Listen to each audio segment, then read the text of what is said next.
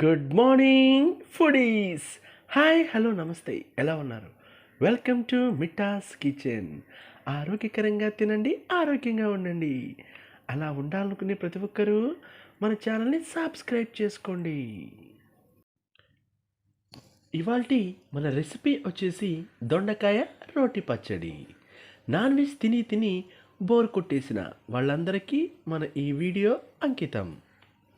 ముందుగా పావు కిలో దొండకాయల్ని మరియు 50 గ్రాముల పచ్చిమిర్చిని ముక్కలుగా కోసి బాండీలో వేసి స్టవ్ ఆన్ చేసి దోరగా వేయించేసి అలా 2 నిమిషాలు టైం పాస్ చేసి 1 టీ స్పూన్ జీలకర్ర వేసి దోరగా వేయించేసి ఇంకో 2 నిమిషాలు టైం పాస్ చేసి